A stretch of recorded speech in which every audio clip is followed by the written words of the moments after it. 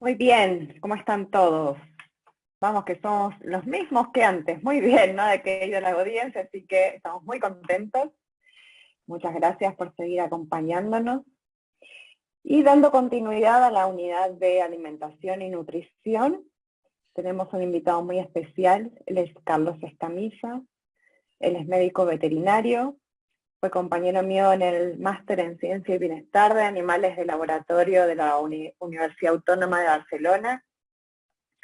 Fue director del bioterio Claude Bernard de la Universidad Autónoma de Puebla en México por 33 años y actualmente es gerente de la CESANCAL y obviamente ustedes todos los conocen, pero él sabe muchísimo, así que nos vamos a aprovechar para seguir aprendiendo de este tema tan emocionante.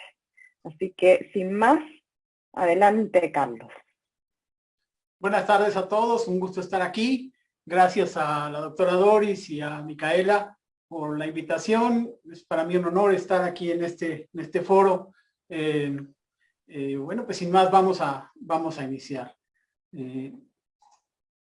¿Cómo le hago, doctora Doris, para abrir mi... Carlos, ¿tienes que compartir pantalla? Sí. A ver. Perdón, ¿cómo hago eso? Abajo de tu pantalla, de la visión del Zoom, Sí, hay ya. una opción en el medio. Ahí, ya, gracias. Perfecto. ¿Ahí lo ven todos? ¿Sí se ve? Sí, se ve perfecto. Tendrías que colocar, seleccionar la opción de presentar. Ahí está, ¿verdad? Perfecto. Ok, pues empezamos. Bueno, yo voy a continuar con la unidad número 6, referente al tema de alimentación y requerimientos nutricionales. Yo voy a hablar más específico ya sobre la alimentación en un bioterio. En esta presentación he querido, de alguna forma, incluir una serie de, si me permiten la palabra, estrategias o consejos que pudiéramos dar sobre cómo podemos lograr una nutrición adecuada de nuestros animales. Espero que no sea muy cansado para ustedes. Si es así, podemos por ahí hacer alguna pausa para que no se les haga tan pesado, pero ustedes, las organizadoras, me dirán. Mi nombre es Carlos Escamilla Weinman. Ahí tienen mi correo electrónico. También pueden escribirme al correo de la Federación, y donde con mucho gusto estaré para atender todas las dudas que pudieran ustedes tener sobre este tema. Y si no las sé, pues las buscamos y las resolvemos. Pues adelante, ¿no? Bueno, nada más para retomar el concepto en el que estamos el día de hoy trabajando, es el concepto de la nutrición. Y nutrición significa básicamente 4 cosas. La forma en la cual el organismo recibe, transforma, incorpora y utiliza los nutrientes que recibe de la dieta. Y estos nutrientes son elementos que constituyen los ladrillos esenciales a través de los cuales la vida se construye, ¿sí? Sin una adecuada nutrición es evidente que los organismos no podríamos existir. Entonces, la nutrición es un factor sumamente importante en la vida de los animales, de todos los seres vivos. Bueno, vamos a ver, ¿cuáles son los requisitos que tendría que cubrir un alimento? Aquí los resumo, ¿no? Los alimentos deben de ser palatables. ¿Qué significa ser palatables? Es decir, tener un sabor agradable. Los alimentos deben ser agradables para la persona que los consume o para el animal que los consume, y estimulan prácticamente todos los órganos de los sentidos, la vista, el olfato, inclusive hasta el gusto, ¿no? El crujir de unas papas fritas, etcétera. Todo eso fomenta el gusto por la alimentación. Entonces, un alimento debe ser ante todo palatable, es decir, agradable para el animal y para la persona que lo consume. Además, no debe contener contaminantes, es decir, no puede ser una fuente por la cual los animales puedan adquirir enfermedades o alterar sus procesos fisiológicos normales, es decir, debe ser un alimento inocuo que permita a los animales obtener sus beneficios, pero que no haya perjuicio para el mismo. Cumplir todos sus requisitos nutricionales, y esto es bien importante. Como vamos más adelante, cada especie tiene sus propios requisitos nutricionales, y el alimento que demos a los animales debe cumplirlos todos ellos al 100%, pero tampoco en exceso, y de alguna manera permitir que el animal reciba a través del alimento todo aquello que él necesita para las funciones vitales que está desarrollando. Garantizar todas las funciones que el organismo realiza. Esto incluye, por ejemplo, la reproducción, la producción de carne, lana, pelo, en el caso de las especies domésticas, o en el caso de nosotros los animales de laboratorio, pues cumplir las funciones de investigación para las que estos fueron designados. Todas las funciones corporales deben ser abastecidas por los nutrientes de los alimentos en forma total. No debe ser un factor negativo para la investigación, es decir, la nutrición del animal no debe provocar cambios metabólicos o adaptacionales en el animal que generen factores negativos de la investigación. Más adelante retomaré este tema sobre cómo el alimento puede ser un factor que influye negativamente en el desarrollo de una investigación. Perdón, aquí se me repitió lo de los contaminantes, pero insisto en que libres de contaminantes que no deben tener ningún aspecto que sea negativo o tóxico o nocivo para los animales de investigación. Esto es muy fácil de decir, pero es un poco difícil de llevar a la práctica. Bueno, este es el tan llevado, tan traído cuadro de los diferentes factores que influyen en el éxito o fracaso de una investigación científica o en el éxito y el fracaso de la crianza de animales de laboratorio. Si ustedes seguramente lo habrán visto muchas veces y seguramente a lo largo de este curso va a seguir apareciendo este cuadro. Como ven en la parte superior, en la parte de arriba, aquí el alimento juega una parte muy importante también en los factores que están influyendo en la calidad de la investigación biomédica y en el desarrollo de los animales y en las respuestas que tenemos de los animales en un proceso experimental. Entonces, la nutrición es parte muy importante. ¿Cuál es esta importancia? Como les dije, la nutrición es un factor importantísimo en la nutrición. Biológicamente, los organismos están adaptados para sobrevivir, ¿sí? Si ustedes a un organismo lo empiezan a restringir en los aspectos nutricionales, el animal deja de reproducirse. Esto es una respuesta natural, ¿no? Cuando hay carencia de nutrientes, cuando hay hambre, cuando hay desnutrición, la reproducción prácticamente se detiene en todas las especies. El organismo empieza a utilizar los nutrientes o los recursos que tiene para sobrevivir y prácticamente lo que llamaríamos producción se detiene. Esto es muy importante cuando creamos animales en explotaciones ganaderas, ¿no? Un animal bien nutrido, una vaca que no está bien nutrida, no produce leche, un animal que está en engorda, no produce carne, etc. Entonces, la nutrición es un factor crucial para que los seres vivos desarrollen esto que llamamos las producciones. Lo mismo sucede en la investigación. Cuando un animal está bien nutrido, las respuestas que obtenemos de él en primera instancia son homogéneas, es decir, todos los animales tienden a presentar las mismas respuestas fisiológicas ante un estímulo o una variable experimental. En cambio, cuando hay diferencias o deficiencias en la nutrición, los resultados experimentales presentan variaciones que hacen muchas veces que la investigación no sea válida. Esa variación de resultados que muchas veces se presenta es muchas veces el principal condicionante que tenemos de la investigación biomédica, porque, por ejemplo, una persona que hace una investigación en alguna parte encuentra resultados diferentes a los que encuentra otra persona realizando una investigación. Y cuando te pones a buscar cuáles son posibles factores de estas diferencias, uno de ellos pudiera ser las diferencias en la nutrición. La nutrición forma parte fundamental del componente del bienestar animal. Es evidente que si queremos lograr este tan traído y tan llevado concepto del bienestar de los animales, es evidente que un animal no puede estar en bienestar si tiene hambre. Y de ahí la importancia de que las dietas sean no solamente nutricionalmente adecuadas, sino además que proporcionen al animal la saciedad que necesitan para darle bienestar, ¿no? Todos sabemos lo rico que se siente cuando hemos comido bien, cuando nos sentimos a gusto, cuando logramos mitigar ese hambre. Pues lo mismo pasa con los animales. Los animales que comen bien están en bienestar. Y este es un componente muy importante del bienestar de los animales. A veces comprometemos la nutrición con la saciedad del animal y en ese caso estamos generando animales que quizás estén en estrés por hambre constante, entonces el bienestar no se presenta en estos.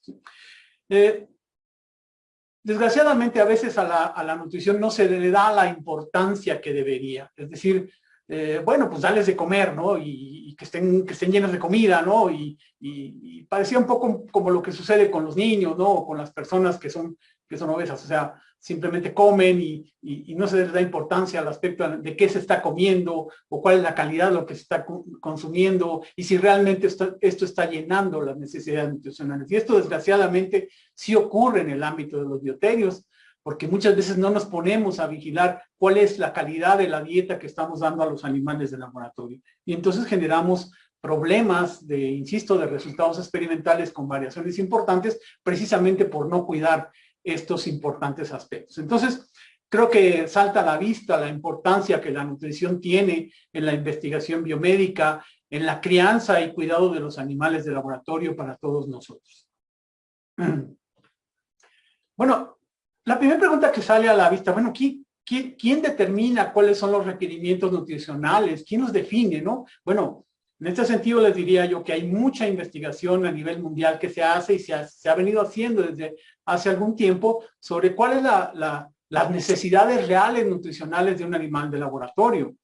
Y hay una institución, en este caso el National Research Center de los Estados Unidos, Research Council de los Estados Unidos, el que ha dedicado una buena parte de la vida a recopilar esta información y a elaborar estas famosísimas tablas de requerimientos nutricionales. Aquí les presento una imagen del libro, que no es en realidad es un libro, es un folletito que contiene estas tablas, ¿no? Que te identifican, que te dicen cuánto de tal o cual nutriente y cuáles son las fuentes de información disponibles sobre esto. Entonces, digamos que si tú quieres saber cuáles son las necesidades nutritivas de los animales de laboratorio, puedes consultar estas tablas que están editadas prácticamente para cualquier especie. Las hay para perros, las hay para gatos, en fin, prácticamente para cualquier especie.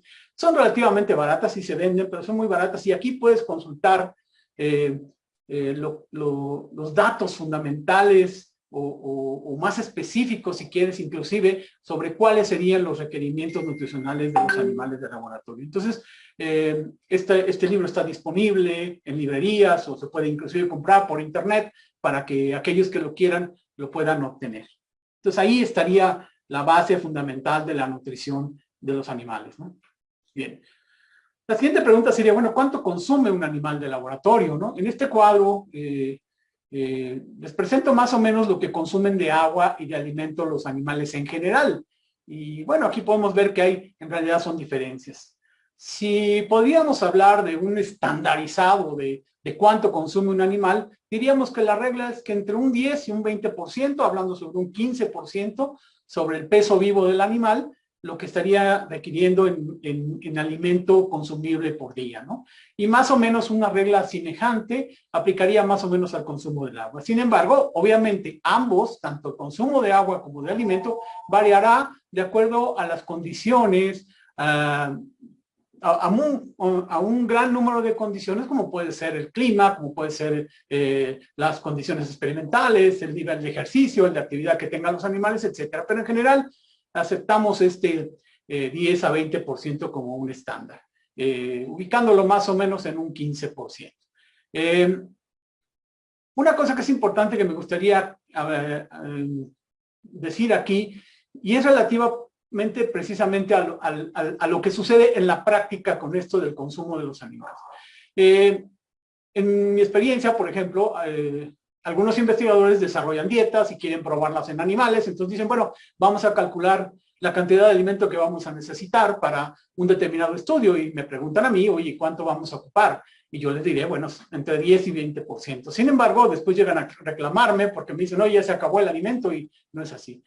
Los animales desperdician mucho alimento y principalmente los roedores en su actividad de roer, tiran mucho alimento o pudieran llegar a tirar mucho alimento. Recuerden que los roedores tienen que rebajar sus dientes y por lo tanto la cantidad de alimento que ellos estarían desperdiciando en la actividad de rebajar sus dientes o roer, incrementa el consumo, incrementa la necesidad de alimentos. De tal manera que esto es una regla general, pero no se aplica específicamente.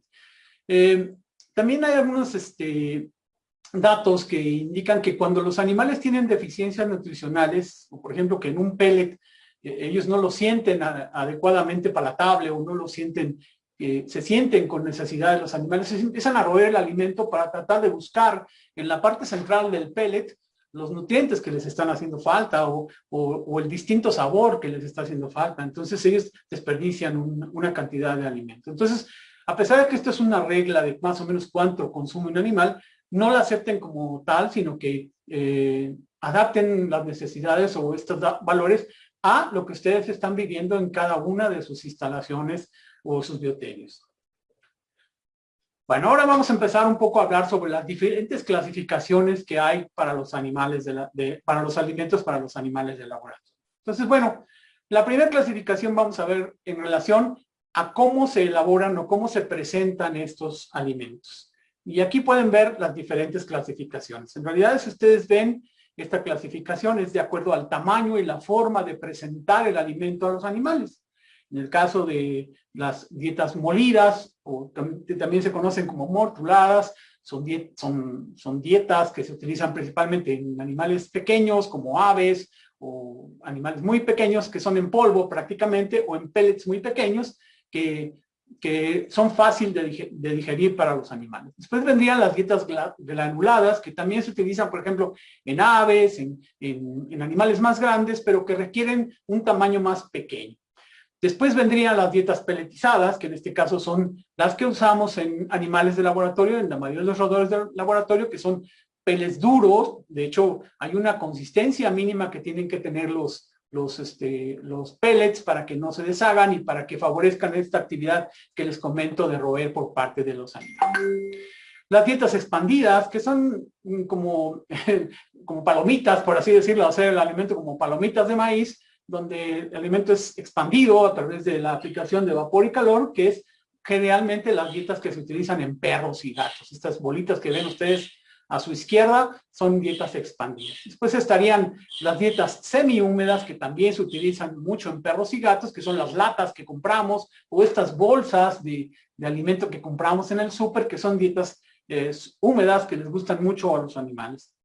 Y finalmente tendríamos las dietas que son henos y fibras, que no necesariamente son dietas formales, pero que sí forman parte de la nutrición principalmente del ganado, como son todos los edificados, las fibras, las pajas, las pasturas que se dan al ganado mayor. Pero estas, digamos, son de manera general las diferentes formas de presentar a los alimentos. Obviamente, en animales de laboratorio, pues las que más utilizamos son las pelletizadas, y en el caso de los bioterios con perros y gatos, pues utilizamos tanto las semihúmedas como las croquetas, pues, por así decirlo, para perros y gatos, ¿no? Entonces, insisto, esta es una forma de clasificar los alimentos de acuerdo a cómo son elaborados estos y cómo se presentan para el consumo de los animales. Ok, ahora bueno, vamos a una segunda clasificación. En este caso sería cómo se clasifican los alimentos de acuerdo a su utilización. Y aquí hay básicamente dos conceptos. El primero es alimentos únicos o completos o multietapa, que son alimentos que se dan durante todo lo largo de la vida del animal y que, digamos, vienen adaptados o vienen de alguna forma formulados que permiten satisfacer las necesidades nutricionales de los animales a lo largo de las diferentes etapas de la vida del animal. Ese es el caso precisamente de la mayoría de los alimentos que utilizamos en para los animales de laboratorio, para los roedores, ¿no? Donde, por ejemplo, el 5001 o el 5008 o el que demos, lo utilizamos prácticamente a lo largo de toda la vida del animal, sin importar la etapa en la que se encuentre. Y vemos buenos resultados nutricionales, tanto en la fase de producción, como en la fase de reproducción, como en la fase de mantenimiento de los animales. Más adelante veremos que sí hay algunas diferencias y que podríamos de alguna forma utilizar diferentes alimentos de acuerdo a la etapa de los roedores que estamos utilizando. La otra sería aquellos alimentos que están formulados para las diferentes etapas o acondicionados a las diferentes necesidades nutricionales de los animales de acuerdo a la etapa en que estos se encuentren. Y aquí les pongo, por ejemplo, un ejemplo que sería en el caso de las aves, ¿no? Los pollitos empiezan comiendo un alimento que se llama iniciación. Después, cuando ya tienen una cantidad de semanas, les dan uno para crecimiento, después uno de desarrollo, es decir, ya para que el animal vaya tomando mayor fuerza y crecimiento, después ya les dan uno de engorda o mantenimiento y al final uno para feminización, que es cuando el animal ya tiene que irse a mercado. Entonces, estas serían las dos formas de alimentar, ya sea alimentos de una sola etapa durante toda la vida del animal o de acuerdo a las diferentes etapas, se utilizaría un alimento diferente. Esto también se presenta en perros, donde hay alimentos para cachorritos, y inclusive hay diferentes tipos de alimentos para diferentes razas de animales, en este caso animales pequeños, animales grandes. Entonces, estos alimentos son diferentes, tienen diferente composición de acuerdo a la etapa del animal en el que se encuentra. Después tendríamos una siguiente clasificación que ya nos interesa un poco más a nosotros como en el trabajo de los dieteros, que sería la composición de los alimentos de acuerdo a la clasificación de los alimentos de acuerdo a su composición. ¿Sí? Y aquí tenemos los siguientes rubros. Hay dietas garantizadas o de fórmula cerrada. Hay dietas estandarizadas de fórmula abierta. Hay dietas globalizadas, purificadas, medicadas y especiales. Vamos a ver en qué consiste cada una de ellas. Empecemos por las dietas garantizadas. Espero poder explicarme bien, pero si no, por el chat ustedes pueden hacer la pregunta para que yo aclare más en qué consiste cada una de ellas. Bueno, en las dietas garantizadas, el productor les va a garantizar, como su nombre lo indica, a ustedes una determinada composición del alimento. Es decir, el alimento va a tener tanto de proteína, tanto de fibra, tanto de grasas, tanto de extracto libre de nitrógeno, tanto de energía, etc. Es decir, el productor te va a garantizar los nutrientes que va a recibir el animal, pero no te va a garantizar de alguna forma los nutrientes con los que esa dieta es elaborada. Si ustedes ven en la parte de acá, no se alcanza a ver quizás muy bien, pero ustedes ven que dice, este alimento fue elaborado con harina de pescado, harina de soya, harina de trigo, es decir, trae una lista que a veces es muy grande de los diferentes materiales o alimentos que se utilizaron en la elaboración de esa dieta. Pero no te especifica cuánto de esos alimentos utilizaron específicamente para este lote. Pero sí te garantizan que la composición del alimento va a cumplir con los estándares que abajo dice, es decir, tanta proteína, tanta grasa, etc. Entonces, aquí sí te están garantizando una calidad nutricional, pero no te están garantizando o puede haber diferencias en los diferentes nutrientes con los que se está elaborando esa dieta. Y estas dietas se llaman garantizadas, porque sí te garantizan una nutrición, pero no te garantizan de alguna forma los elementos que las están constituyendo. Bueno, estas mezclas son propiedad del fabricante y hay una competencia entre los fabricantes a ver quién fabrica tal alimento, en fin. Casi siempre los productores de alimentos, en este caso, este tipo de dietas se utilizan mucho en el ganado, en el ganado comercial. Las fórmulas varían o van ellos adaptando, tienen diferentes programas de elaboración de dietas que van adaptando a las posibilidades o a la disponibilidad de los materiales que ellos tienen o los insumos para hacer el alimento. Por ejemplo, si en este momento hay disponibilidad de maíz, pues utilizan maíz y lo formulan con maíz. Pero si el maíz se acaba, pues van a usar sorgo, o van a usar soya, o van a usar pescado, en fin, lo que tengan en sus almacenes, por así decirlo, con eso hacen las formulaciones, pero no te pueden garantizar. Entonces, por eso dice que puede ser este alimento, inclusive utilizan la palabra IO, dice este alimento es hecho con harina de maíz, IO, harina de soya, IO, y así van agregando diferentes opciones. Entonces, si se fijan, este alimento tiene una variabilidad alta porque al final va a ir variando la composición del alimento, no así su contenido nutricional, pero sí va variando su composición a lo largo de los diferentes lotes que se van produciendo. Y obviamente cada fabricante, como es una propiedad de la empresa que produce el alimento, pues elaborará el alimento de acuerdo a sus posibilidades y en este sentido, pues habrá competencia entre ellos sobre quién desarrolla el mejor alimento que sea más competitivo. Por eso, muchas veces los productores si ustedes platican con productores de animales comerciales, les dirán, pues es que yo prefiero este alimento o prefiero este otro alimento, porque es más que nada a la confiabilidad que tienen en ese producto. Pero insisto, aquí deben de garantizarte la satisfacción de ciertos niveles mínimos de nutrición. A diferencia de las dietas anteriores, las dietas estandarizadas no van a variar la composición de los ingredientes. Es decir, aquí la etiqueta va a decir, este alimento fue elaborado con tanto por ciento de tal nutriente, tal alimento, de harina de soya, tanto por ciento de maíz, tanto por ciento de etcétera, etcétera. Aquí ya las dietas están específicamente formuladas con un porcentaje de cada uno de los nutrientes y ese no puede variar, ¿sí? Y ese inclusive lo van a poner ellos en la ficha técnica con una composición conocida. Es decir, tú vas a poder saber cuáles son los componentes de ese alimento de manera precisa y clara y en qué porcentaje cada uno de ellos está presente. La NRC exige que estas dietas garantizadas, el librito aquel que les dije hace ratito, una información mínima de 83 parámetros. Por eso estas dietas son tan buenas, porque son muy exigidas, muy probadas y de alguna manera están bien estandarizadas para que puedan funcionar en la investigación biomédica. Obviamente, cuando ustedes tengan que hacer la comparación de usar dietas, en este caso, garantizadas o estandarizadas, pues creo que será obvio que siempre optaremos por este tipo de dietas estandarizadas en los biotenios. La información que se tiene de la elaboración del alimento es tanto cualitativa, es decir, la cantidad de alimento, como la cantidad, la calidad de esos propios alimentos que se están utilizando.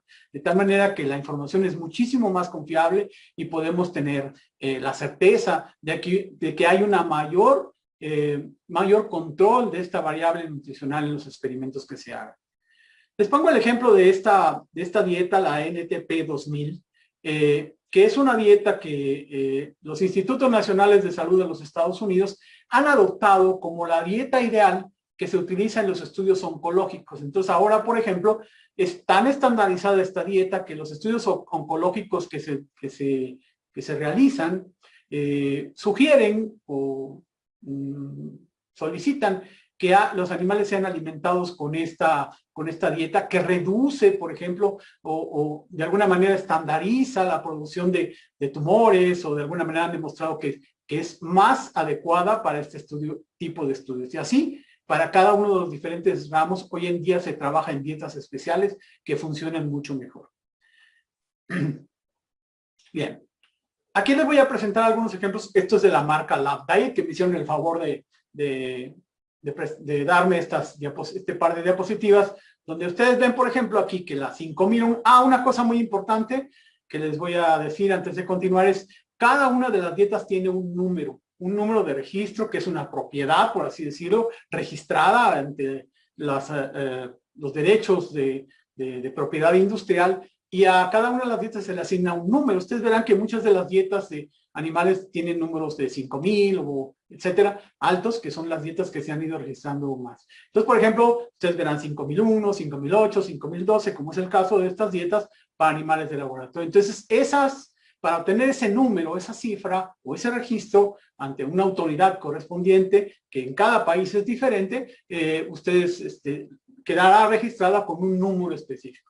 Chequen ustedes los diferentes alimentos que consuman, tanto, no sé, para perro, y todos ellos tendrán un número específico con el cual fue registrada esa dieta ante la autoridad correspondiente. En este caso, por ejemplo, en Estados Unidos, ante la FDA o las autoridades diferentes de control de alimentos en los Estados Unidos. ¿Okay? Entonces, en este caso, por ejemplo, vemos la 5001, que es una dieta que se llama Rodent Diet, que se puede dar de mantenimiento a los diferentes animales de laboratorio, tanto ratas como ratones, y es considerada una dieta muy buena para cuando los animales ya alcanzaron su madurez y no quieres que sigan engordando, es decir, pues esta dieta se adapta bien al 5001.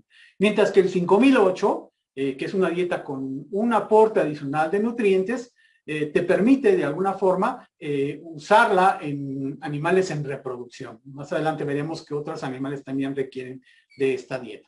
Y por ejemplo, el Rat Diet 5012, que se utiliza específicamente para ratas y no nada más no para ratas y ratones, sino más específico para las necesidades nutricionales de las ratas. Entonces, si se fijan, hay diferentes calidades y diferentes composiciones. Seguimos un poco con estos tipos de alimentos que se consiguen. Por ejemplo, el 5321, que es el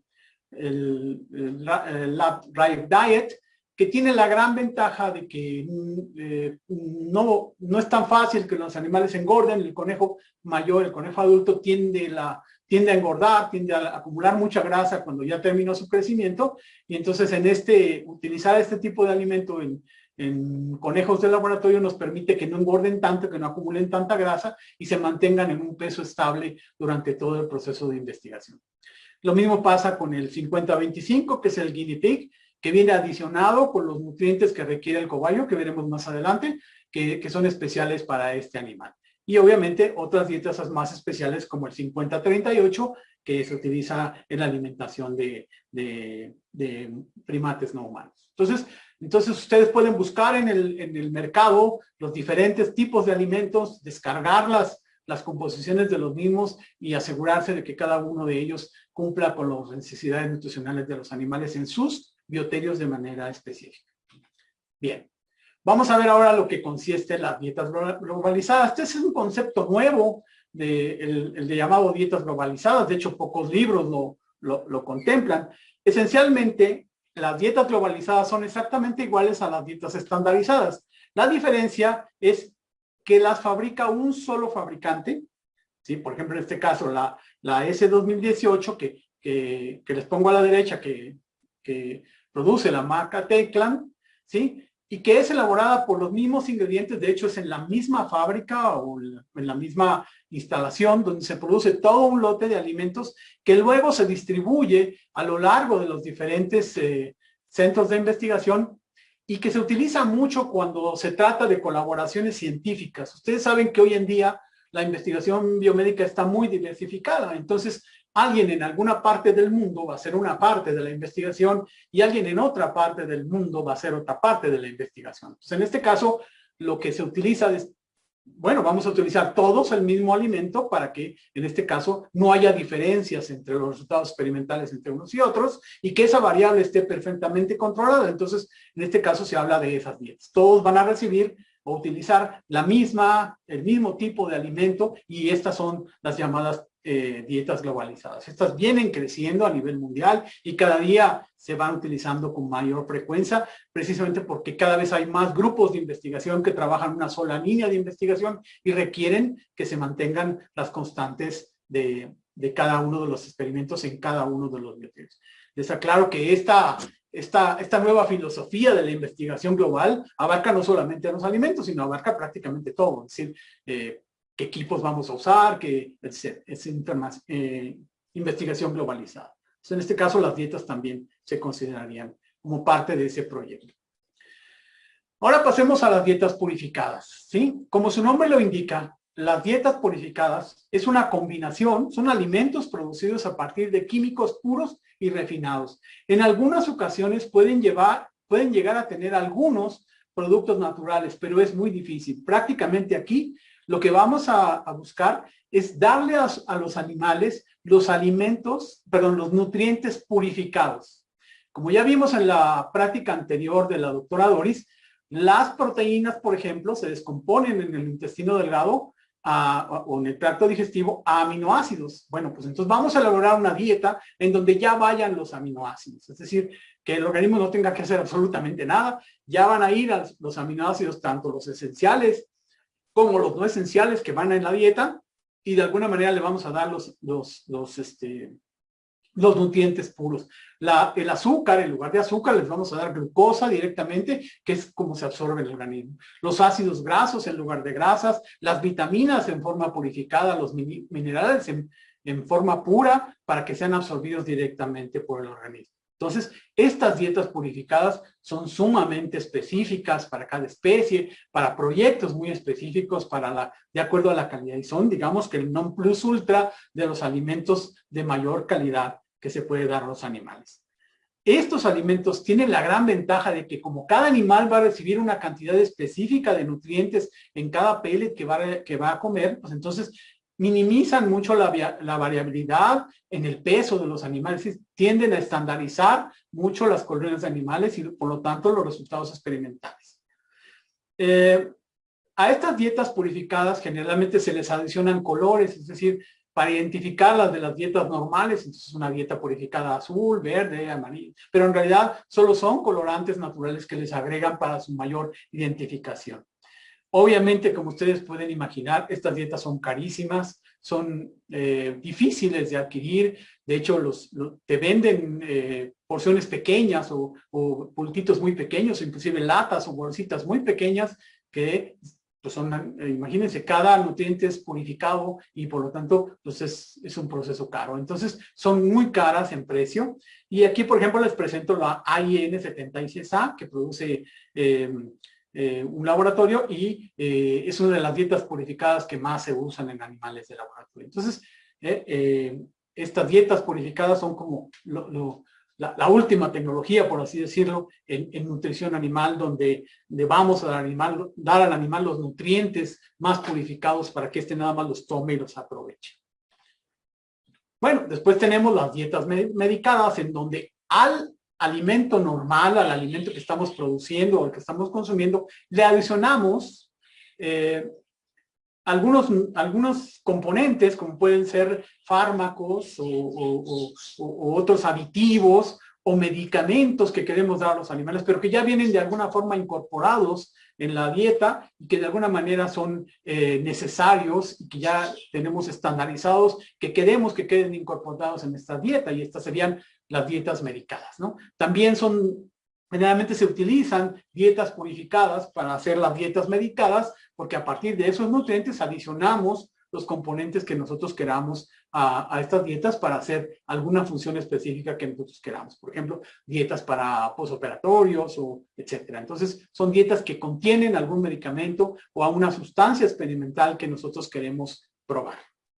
Finalmente, tenemos las dietas especiales, que pudieran ser dietas elaboradas o producidas para generar deficiencias, intoxicaciones en los animales, ¿no? Aquí en la parte derecha les muestro una empresa que yo no conozco otra empresa que haya que produzca este tipo de dietas, que es la Research Diet, que tú les mandas un email, les dices, quiero una dieta que tenga deficiencia de zinc o tenga deficiencia de tal nutriente en específico, y ellos te la elaboran y te la envían. Obviamente son muy, muy caras estas dietas y son ya muy específicas para investigación. La gran ventaja de estas dietas es que te garantizan que el alimento viene exactamente producido con las deficiencias nutricionales que tú quieres generar y no otra. Porque recuerden que muchas veces los nutrientes están asociados a otros. Entonces, tienen técnicas diferentes de producción que te permiten decir, bueno, yo la quiero sin zinc, pues va sin zinc, y te mandan los comprobantes de que ese alimento realmente cumple con ese requisito. Insisto, son caras, pero muchas veces pienso que vale la pena para los investigadores que utilizan deficiencias. También aquellos investigadores que producen intoxicaciones con toxinas, etcétera, pueden ellos probar, pedir estos alimentos ya especialmente dosificados y adecuados para producir estas intoxicaciones. Bien. Bueno, esta es la clasificación que tendríamos de acuerdo a la formulación de los alimentos.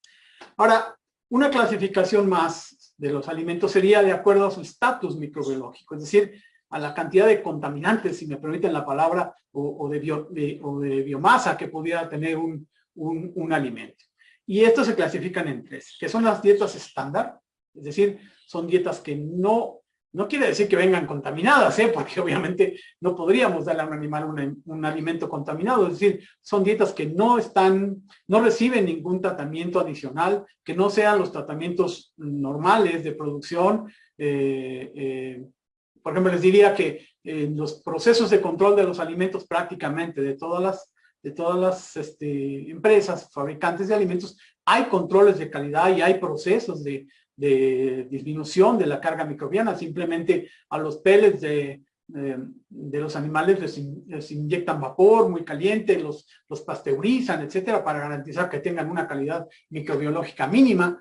Pero en el caso de los estándares, bueno, de alguna manera, estos sí pueden digamos, no tener una calidad microbiológica superior, como sería el caso de los autoclaveables. En el caso de los autoclaveables, que sería la categoría siguiente, estos son alimentos en los que tú los recibes y los puedes meter al autoclave para poderlos autoclavear y esterilizarlos y poderlos utilizar en los animales. Obviamente, estos se utilizan mucho en las colonias libres de patógenos específicos.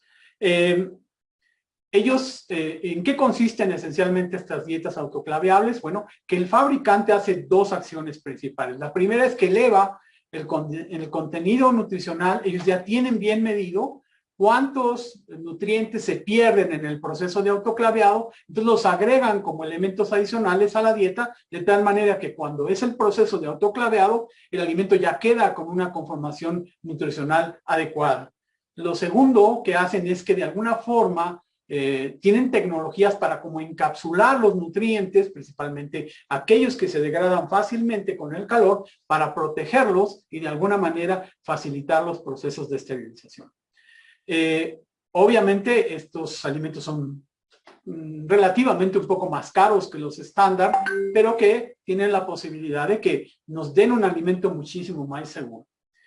Y obviamente el alimento más cómodo sería la tercera clasificación, al menos en lo personal diría yo, es alimentos que ya recibes que vienen autoclaveados o radiados, que es el caso de los radiados, ¿no? Donde tú vas a recibir un alimento que ya viene de fábrica, ya viene debidamente empacado y te garantizan que fue radiado, generalmente con rayos ultravioleta y otro tipo de radiaciones específicas que hacen que el alimento venga libre. Lo almacenan y lo producen en instalaciones muy, muy controladas de contaminación, de tal manera que te pueden garantizar que el alimento viene libre de patógenos y que tú lo puedes dar con confianza. Es muy padre, por ejemplo, porque nada más abres la bolsa y lo administras, ¿no? En cambio, los otros, pues hay que trabajar, hay que autoclavear y como veremos, esto puede en algunos casos tener algunos problemas. Entonces, de acuerdo al estatus microbiológico del alimento, estas serían las tres clasificaciones.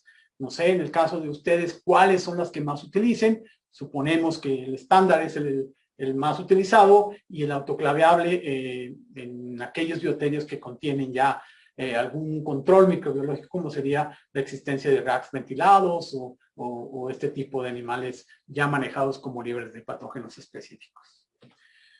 Bueno, aquí les presento dos ejemplos, la 50-53, que es la apicolar, que es para roedores en general, y la 50-58, que es específica para ratones, ¿no? Entonces estas son las dos dietas que pude encontrar en la bibliografía, ¿no? Bien. Ok. Terminamos ya la clasificación de los alimentos. Vamos a hablar ahora qué es calidad del alimento, ¿no? ¿Sí? Me gustaría empezar platicándoles un poco que existen diferentes marcas comerciales que fabrican los alimentos para los animales de laboratorio. Quizás las tres principales, lo que sería Purina, el Lab Chows, ha caído en los últimos años, al menos ese es mi concepto personal, pero marcas como Ziegler, Lab Diet y Teclan se disputan a nivel mundial el mercado principal, que es de muchos millones de dólares de los alimentos para los animales de laboratorio. Pero bueno, hay una gran competencia entre ellos, porque recuerden que en muchos países, especialmente los países muy desarrollados, hay licitaciones muy grandes, hay competencia de muchos millones de dólares por obtener los contratos para surtir a los diferentes centros de investigación. Entonces las marcas comerciales pelean por obtener estos contratos y hacen mucha investigación, muchísima investigación en alimentos, en cómo mejorar la tecnología de los mismos para hacerlos más competitivos y obtener ventajas.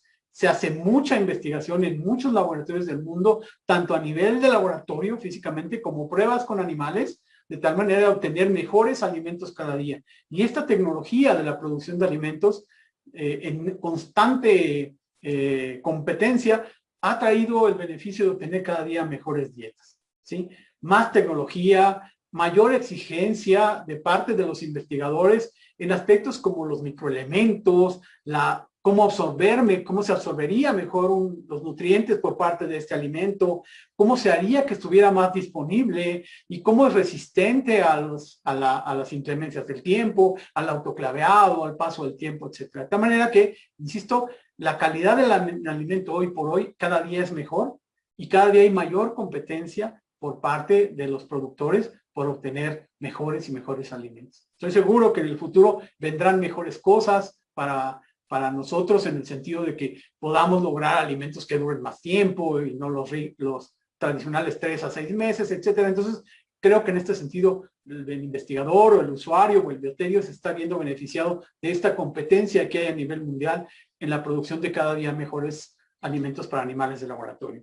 Quisiera hacer una pausa aquí para hablarles un poco sobre, al menos en el conocimiento que yo tengo, de los países de Centroamérica y el Caribe. Yo he viajado poco a Sudamérica, sin embargo, no hay en nuestros países quien nos produzca alimentos de calidad. Entonces, nos vemos en la necesidad, casi todos los bioterios, de importar alimentos en nuestro caso, por ejemplo, de los Estados Unidos o quizás en Sudamérica, de Europa. De tal manera que tenemos una gran dependencia de dietas para animales de laboratorio. Pero aquí se presenta un gran problema.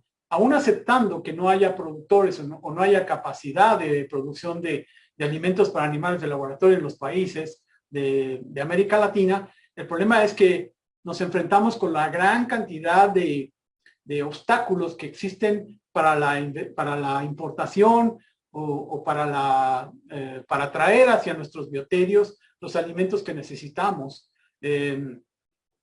Creo que todos los que estamos involucrados alguna vez hemos tratado de comprar un alimento en los Estados Unidos, lo pagamos con nuestros dólares, pero luego nos damos cuenta de que la cantidad de trámites, de permisos, de cuotas que tenemos que cubrir para hacer llegar ese alimento a nuestros bioterios es muy grande. Entonces, este es uno de los problemas que yo creo que existe en los bioterios de nuestro entorno, de que no tenemos acceso a alimentos de calidad a buen precio. Y muchas veces se presenta, como veremos más adelante, fallas en el suministro de los alimentos que hace que nos quedemos muchas veces sin comida para los animales. Entonces, lo dejo ahí como un comentario sobre la importancia que hay de que se establezcan estrategias, ¿por qué no?, internacionales a nivel de América Latina, para que los insumos de la investigación, no solo el alimento para los animales, sino otros insumos necesarios para la investigación, tengan privilegios para poder ser importados.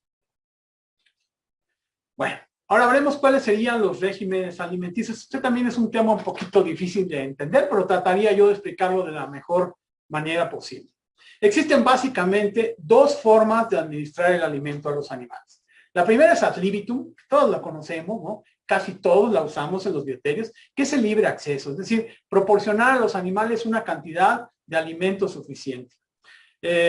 ¿Por qué? Porque sabemos principalmente que los roedores son animales nocturnos y entonces, por ejemplo, todos los que trabajamos en bioterio hemos visto que si ponemos una cantidad de alimento poquito en la noche a una jaula, al día siguiente vemos que ya no hay nada. O sea, aunque nos vayamos a las 10 de la noche, al día siguiente no hay nada. Es decir, los animales consumen muchísimo más, el 80% de su consumo de alimento es nocturno, por su misma condición fisiológica.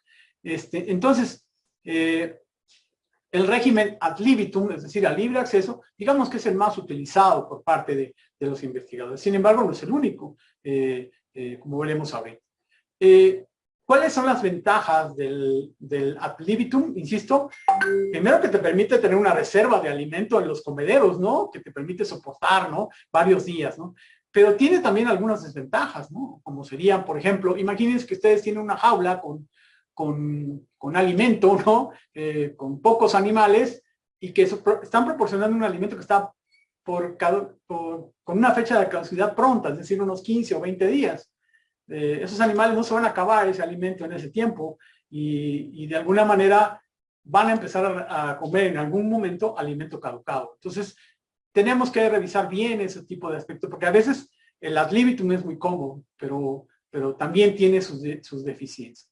Entonces, insisto, para el caso de los animales de laboratorio, los roedores en específico, el ad libitum es ideal, pero en otras especies o en otras condiciones, el ad libitum no es el ideal. En este caso, tendríamos que optar por el otro grupo, que es la administración restringida. En este caso, ¿en qué consiste? En administrar al animal las cantidades de alimento que necesita para su mantenimiento diario, para su satisfacción diaria y en una cantidad necesaria. El ejemplo más claro de la alimentación restringida ideal sería el caso del perro. Aprovecharía para comentar que si ustedes tienen un perro, lo ideal para ese perro es darle de comer una sola vez al día. En el caso de los cachorros, 3, quizá 2, conforme vaya creciendo, pero al final terminas acostumbrando a ese perrito a que consuma alimento una vez al día. Y la regla, digamos, que todos aceptan es, o la regla ideal es, dale al perro todo lo que pueda comer en 15 minutos y después quítale el alimento. Es decir, esa sería la restricción. El animal queda satisfecho y los perros están adaptados para comer una sola vez al día. Ese sería el ejemplo de una alimentación restringida. ¿Cuál es la ventaja de esta alimentación restringida? Pues obviamente evita la sobrealimentación. En este caso, por ejemplo, cuando tenemos animales con tendencia a la obesidad, por ejemplo, imaginen que ustedes tienen una colonia de ratas Zucker, es decir, animales que son obesos, o que tienden a ser obesos, que se utilizan en los experimentos de obesidad y de diabetes, ¿no?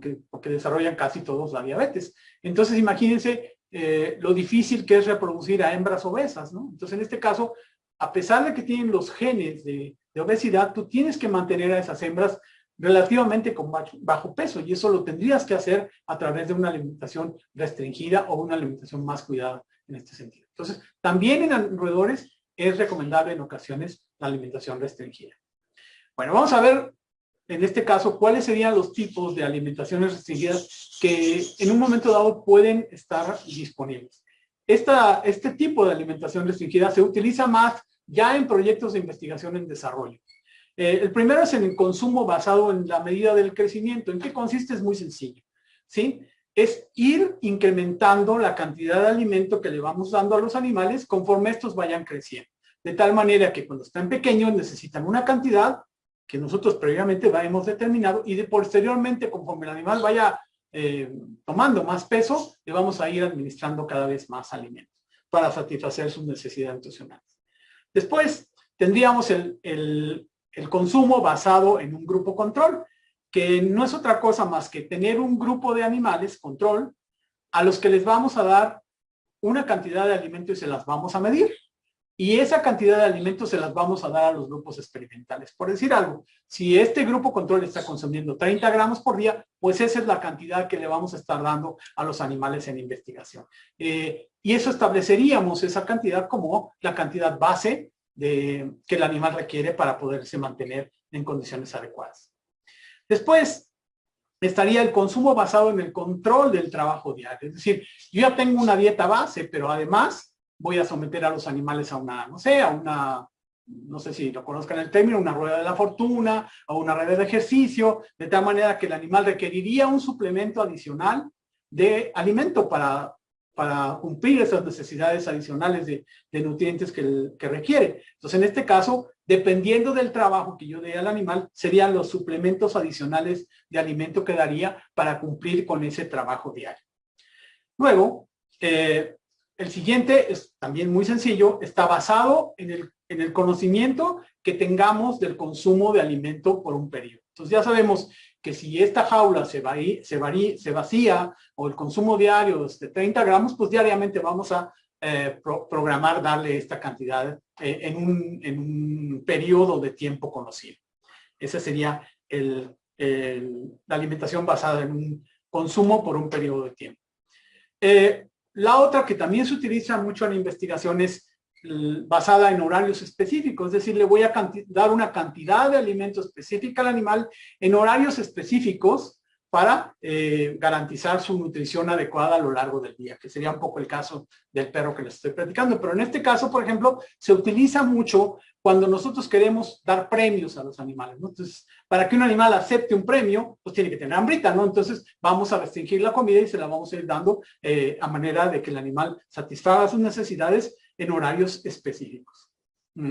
Bueno, y la alimentación a la par, que sería al final, es el establecimiento de un grupo control experimental, ir alimentando a la par los grupos experimentales adicionales. Y las diferencias que yo tenga en el consumo en relación al grupo control y los grupos experimentales, por eso se llama a la par, darían diferencias en el consumo de alimento y estarían diciendo si el alimento realmente provoca una depresión en el consumo. De tal manera que si el alimento consumido en los grupos experimentales en relación con el grupo control se mantiene, entonces quiere decir que la variable alimenticia no está afectando al experimento. Es decir, los animales están consumiendo exactamente lo que consume el grupo control. Espero que haya quedado claro más o menos esta parte.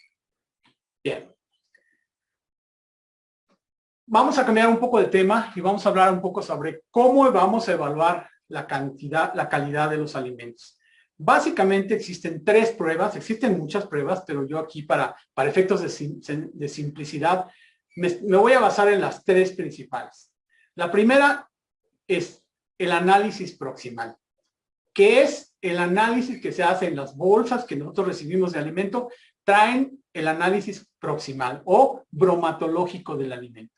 Este análisis proximal que ustedes ven en esta figura es el que, insisto, lo tomé de una etiqueta, ¿sí? Y te va a decir cuánto tiene humedad, cuánto tiene de proteína cruda, ojo con ese término cruda, cuánto tiene de extracto libre de nitrógeno, cuánto tiene de fibra, cenizas, calcio y energía. Digamos que son los datos básicos.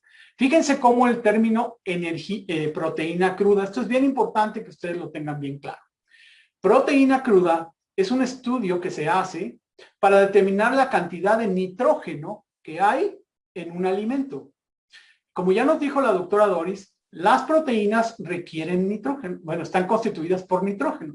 Entonces, si yo mido la cantidad de nitrógeno presente en el alimento, de una forma indirecta estoy sabiendo cuánta proteína tiene en este alimento, pero en forma cruda. Pero no me está diciendo la proteína cruda cuál es la digestibilidad de esa proteína, es decir, la calidad de esa proteína y si está cumpliendo o no con los requisitos de aminoácidos esenciales que puede requerir un animal. Es decir, son medidas genéricas. Entonces, sí te dan una aproximación a conocer la calidad del alimento, pero realmente pudieran ser engañosas. En mi caso particular, asesoro algunas granjas de conejos, de producción de conejos aquí en México, y muchos productores me preguntan, ¿por qué, doctor, un alimento que tiene más proteína sale malo y un alimento que tiene menos proteína cruda sale más bueno? Pues precisamente es por eso, porque este alimento que aunque tenga menos proteína cruda, tiene mayor calidad de la proteína y pudiera ser un mejor alimento que aquel que tenga una proteína cruda más alta. Por lo mismo, puede ser compuestos de nitrógeno que no necesariamente son nutritivos para el animal. Entonces, el análisis proximal o bromatológico te va a dar una idea general de cuántos son los nutrientes de este alimento. En el caso, por ejemplo, de las cenizas es la parte, queman el alimento hasta el máximo posible y lo que queda son cenizas, es parte mineral, pero no sabemos cuáles son esos minerales que contienen las cenizas, ¿sí? Entonces, es importante que tengamos bien claro que esta es una aproximación al conocimiento de la calidad de un alimento, pero de ninguna manera es el ideal, ¿no? Casi siempre, ¿no? Nos basamos en estos contenidos para ver la calidad, pero en el caso de nosotros no es así. Existen estudios más específicos en donde, ahora sí, tomo una porción del alimento y voy a analizar cuántos aminoácidos esenciales y no esenciales tiene el alimento en relación a las necesidades nutricionales del animal. Entonces, estos estudios ya más específicos de vitaminas y minerales sí nos permiten conocer cuánto de ese alimento es aprovechable o biodisponible para el animal en un momento dado. Pero estos son estudios más específicos. Hoy en día, y el caso, por ejemplo, de las dietas de animales de laboratorio, no solamente traen esta información, sino también les traen esta información y mucha más sobre los posibles pesticidas o los posibles contaminantes que pudiera tener el alimento. Eso es lo que digo que ha ido avanzando en la producción, en la calidad de la producción de animales de laboratorio. Estas son pruebas que generalmente nosotros no hacemos. Algunos centros de investigación sí podrían de alguna forma hacer estos estudios en sus laboratorios o mandarlos a hacer si tienen la facilidad. Pero cuando no tenemos la facilidad de hacerlos y queremos probar la calidad de un alimento, podemos recurrir a estas dos pruebas muy sencillas. La prueba de ganancia, que es una prueba de ganancia de peso, es muy sencilla, la podemos hacer en cualquier bioterio, la podemos hacer en cualquier circunstancia, en donde simplemente vamos a pesar los animales durante diferentes periodos de tiempo, que en el caso de los roedores tendrá que ser diario, en caso de otros animales puede ser más espaciado, pero vamos a ir viendo cómo ganan peso, ¿no? Y comparando una dieta contra la otra y sabiendo que esta dieta gana más peso que esta otra dieta, ¿no? Entonces, teóricamente tendría que ser es una forma sencilla en la que podemos evaluar la calidad de nuestros alimentos. Pero una prueba todavía más contundente y más específica sería la del índice de conversión alimenticia. ¿Qué significa el índice de conversión alimenticia? Es, tú vas a pesar el peso del animal, vas a pesar al animal y vas a pesar la cantidad de alimento consumido. ¿Sí? La relación entre la cantidad de alimento consumido y la ganancia de peso se conoce como el índice de conversión alimenticia. Un buen alimento, por ejemplo, te dará 5:1 o te dará 3:1 y un mal alimento te dará 10:1. Es decir, que la cantidad de alimento que el animal tiene que consumir para ganar 1 gramo, 1 kilo o lo que sea, o cualquier unidad de peso, pues es mayor en relaciones. Esa es la que realmente te mide la calidad de un alimento. Estaría diciendo realmente cómo el animal está creciendo y cuánto alimento está consumiendo. Un alimento que requiere consumir poquito y ganar mucho, pues es, en el caso de la producción de animales, es lo ideal, ¿no? Queremos animales que coman buen alimento y que ganen mucho peso. Espero que se haya entendido un poco esta parte. Si no lo hacen, intenten hacerlo en sus bioterios, midan la ganancia, si pueden, la conversión alimenticia de sus animales, y verán y podrán evaluar, por ejemplo, a ver, voy a dar 5001, voy a dar 5012, voy a dar el 2018 de Teclan, o voy a dar uno de Ziegler, a ver cómo andan, y pueden hacer diferentes comparaciones para ver cuál alimento se adapta mejor a sus condiciones específicas de sus bioterios. Insisto, siempre es recomendable confirmar a través de pruebas la calidad del alimento que estamos recibiendo. Espero que esté hablando yo un lenguaje claro. Bueno, pasemos ahora a hablar sobre los contaminantes.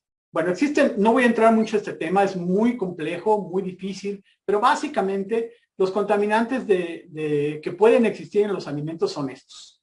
Las micotoxinas, que no son otra cosa que hongos en la comida, que se forman por muchas razones, entre ellas principalmente por deficiencias en la humedad del alimento.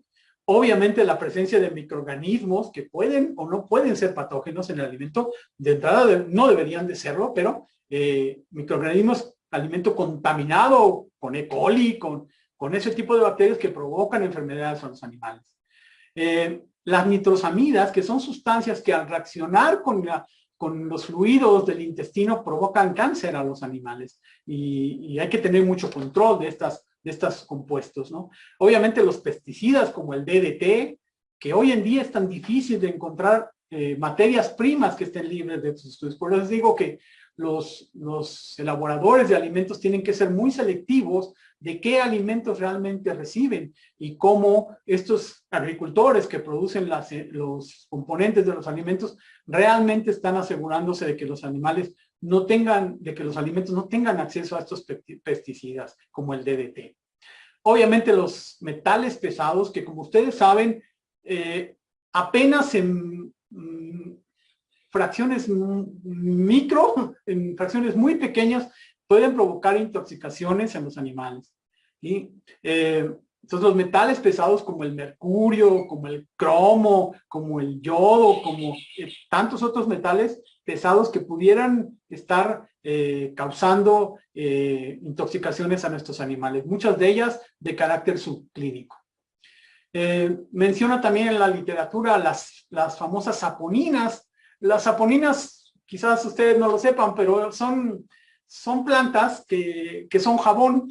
De hecho, en la antigüedad, cuando no había jabones, la gente iba a los ríos y recolectaba plantas que tenían saponinas, y con eso se bañaban, porque tienen una propiedad de producir espumas y como tipo jabón, ¿no? Entonces, pero esas saponinas en los alimentos para animales provocan trastornos digestivos graves a los animales. Entonces, la presencia de estas sustancias en los alimentos debe ser también evaluada y eliminada. Y finalmente, los tan traídos y llevados fitoestrógenos presentes principalmente en cultivos como la alfalfa, que generalmente no son deseables en los alimentos porque causan alteraciones hormonales en los animales, tienen que ser eliminados. Entonces, por ejemplo, ustedes verán en las etiquetas de los alimentos, tanto para animales de laboratorio como para otras especies, te dirán que están libres de estos y estos y estos y estos porque han hecho las pruebas necesarias para poderlo hacer. En el caso del ganado, pocos pueden asegurar que no tienen fitoestrógenos. Mucho cuidado con los conejos porque la mayoría de los alimentos para conejos están hechos con alfalfa y entonces pueden tener altos niveles de estas fitoestrógenos. Mucho ojo, chicos. La presencia de estos elementos contaminantes en la dieta afecta la reproducibilidad de los resultados. Y lo más grave del asunto es que a veces tenemos contaminaciones de este tipo en nuestras colonias y no lo sabemos, porque no podemos detectar de manera sencilla cuáles son sus efectos, porque los animales como que hacen resistencia o se vuelven como que están luchando contra las intoxicaciones, entonces no nos damos cuenta y por lo tanto no los podemos detectar, pero sí están afectando la investigación biomédica. Y vuelvo al caso, ¿no? Cuando alguien hace una investigación en alguna parte con este tipo de alimentos donde no se controla y después alguien hace el mismo estudio en otra parte donde sí se controlan los alimentos, obtiene resultados totalmente diferentes. Ese es, digamos, lo que tenemos que tratar de evitar. Continuamos. Bueno, hablemos ahora un poco sobre el almacenamiento de los alimentos, ¿no? Voy a dar de manera muy general algunas guías para no entretenerme mucho y que no se haga tan larga esta práctica. Bueno, lo deseable es que los alimentos estén en un lugar independiente, en un solo cuarto. Que estén aislados, que no haya en esos lugares otros, ni los materiales con los que lavamos, ni el jabón, ni el cloro, es decir, solamente los alimentos. La mayoría de los vertederos almacenan juntos cama y alimento. Pudiera esto estar bien. Sin embargo, a veces las camas, por ejemplo, cuando utilizamos, no sé, aserrín, obviamente no podría estar el aserrín ahí, etcétera. Entonces, sí tenemos que tener cuidado, aunque las camas no serían un factor limitante si es que vienen envasadas y adecuadamente, pero bueno, ¿por qué arriesgarnos? Mejor destinemos un área específica para los alimentos. La recomendación principal, y esto está en la guía, es que los alimentos deben estar con temperatura y humedad controlada. La temperatura, pero principalmente la humedad, afecta mucho a los alimentos que tenemos en un bioterio. Fíjense, observen los datos de la guía para el cuidado y uso de animales de laboratorio. 5 a 15 grados de temperatura. Esto es prácticamente refrigeración. 5 grados.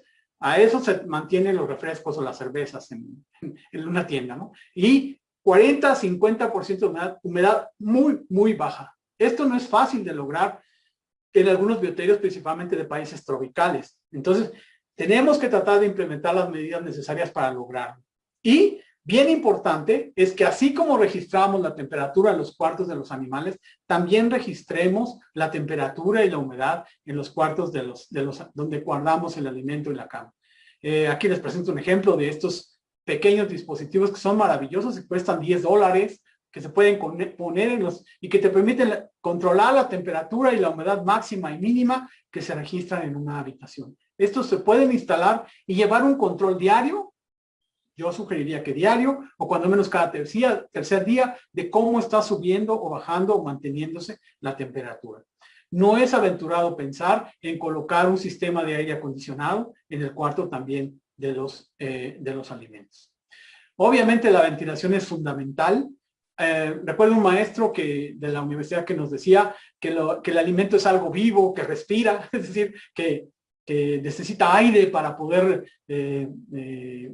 estar bien, para poder mantenerse en condiciones. Entonces la ventilación es bien importante. Buena iluminación en los cuartos, principalmente para que se facilite el manejo del alimento.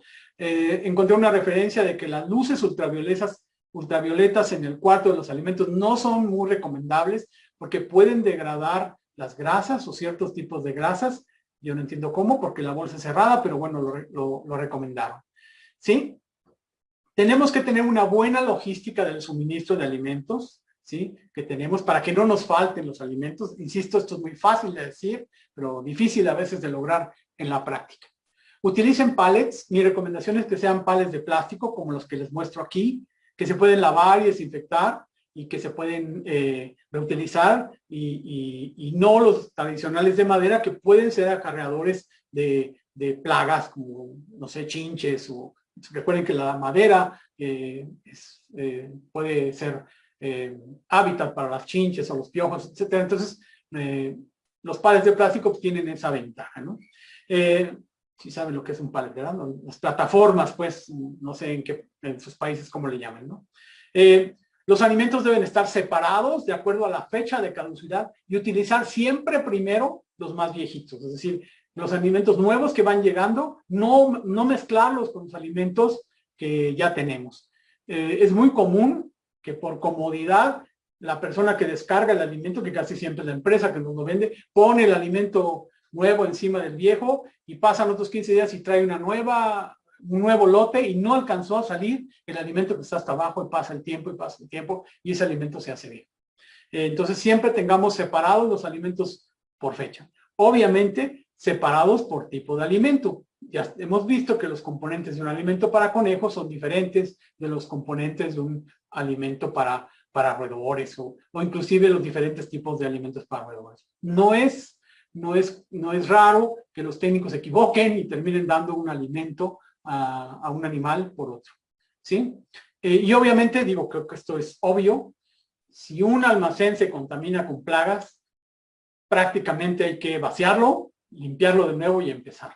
Y es una pérdida de dinero, es una pérdida, porque no solamente los ratones, las moscas, las pulgas, los piojos, etcétera, pueden entrar otros animales como, no sé, ¿cómo se llaman estos? Escarabajos, etcétera, otros tipos de animales que pueden meterse a las bolsas, romperlas, como la mayoría son de plástico, y causar pérdidas en los alimentos. Entonces, el control de plagas en el cuarto de los alimentos es fundamental.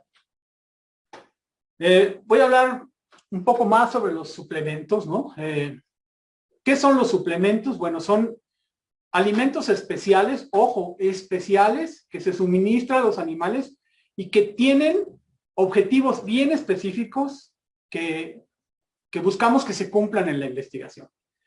Los suplementos no deben sustituir nunca a la dieta normal. La dieta normal de los animales debería ser suficiente para atender a las necesidades de los animales. No, en realidad, teóricamente no es necesario dar suplementos si estamos utilizando el alimento correcto y lo manejamos de manera adecuada. Sin embargo, la regla, por así decirlo, es no exceder un 10% de la dieta normal de un animal. Si ya dijimos que un ratón que pesa 20 gramos va a comer, no sé, 4 o 5 gramos por día, pues entonces, imagínense si le ponemos 10 gramos de suplemento, pues entonces sería más de lo que el animal normal. Entonces estaríamos excediendo. Entonces, tengamos cuidado con la cantidad de suplemento que le ponemos a la dieta, ¿sí? No deben administrarse por largos periodos, insisto, casi es de una sola vez o unos cuantos días, como veremos más adelante, ¿sí? Solo en situaciones especiales, como cuando queremos suministrar medicamentos, por ejemplo, cuando queremos introducir medicamentos de un animal operado, por ejemplo, queremos darle analgésico, podemos utilizar suplementos, pero en general no es deseado, ¿sí? También lo podemos utilizar para dar, no sé, antibióticos por cirugía, que no debería ser, pero bueno, pudiera utilizarse. Entonces, bueno, insisto, y tengamos mucho cuidado en que algunos de esos suplementos que nosotros creemos que no son tóxicos para los animales, sí pudieran serlo, ¿no? Como es el caso de los chocolates, por ejemplo. Yo conocí una investigadora que a escondidas de nosotros iba y les ponía lunetas o M&M's a los ratones porque decía que pobrecitos que necesitaban sus... Entonces eso les hace daño, ¿no? Ahí tenías a los ratones con diarreas, etcétera, porque les había dado lunetas a los animales, ¿no? Insisto, no podemos hacer que gracias a los suplementos nuestros animales caigan en obesidad, ¿no? Se vuelvan obesos, que casi siempre, como todos sabemos, la obesidad es causa de no dar los nutrientes adecuados para los animales, ¿no? Bien. Bueno, ¿cuáles son los suplementos más importantes? Yo, la verdad, no tengo mucha experiencia en esto de los suplementos porque pocas veces los di cuando tenía yo el bioterio. Pocas veces daba yo suplementos, si acaso a los animales operados les daba algún suplemento, principalmente de Frutilupis, que les encantan, de veras les encantan los Frutilupis, las sucaritas, no sé si hay en todos los países, las sucaritas, que es hojuelas de maíz con azúcar, les gustan mucho, pero también exceso de azúcar les hace daño. Entonces, bueno, podemos a los roedores darles semillas de girasol, como les decía, cereales como el Frutilupis. Algunos pudieran dar, por ejemplo, cereales sin azúcar, también sería bueno utilizarlos. Los Choco Crispies no. En fin, todos los que tengan chocolate o adicionados con bombones o ese tipo de cosas, de preferencia no darlos. Insisto, el Frutilupis les encanta. En algún bioterio yo vi que les daban galletas de animalitos, no sé si las haya en todos los países, estas que ustedes ven aquí. La ventaja de las galletas de animalitos es que casi no tienen azúcar, son muy, muy ligeras, entonces funcionan bien si queremos darles algún suplemento. El problema de las galletas de animalitos es que se paran sobre ellas también y defecan, entonces luego después también se constituyen en una fuente de contaminación. Entonces, podemos dar, siempre y cuando sea una o dos galletas a una jaula, etcétera, se empiezan a pelear por ella, pero bueno, al final es un suplemento que les permite motivarlos, ¿no? Obviamente podemos dar frutas, manzanas. En mi experiencia personal, una vez intenté darles queso y no les gustó. Pero en general las frutas, las manzanas, principalmente lo que tiene agua, les gustan mucho. De hecho, estas frutas, por ejemplo, las manzanas o las peras, se pueden dar a los animales cuando se van a transportar como una fuente de agua. Entonces, pudiera funcionar manzanas, peras, ese tipo de cosas. No les den estos que tienen semillas, porque sí pudieran, de alguna forma, semillas duras. ¿Cómo se llama que tiene semillas duras? Esos en general no, que sean manzanas o peras, funcionan bien.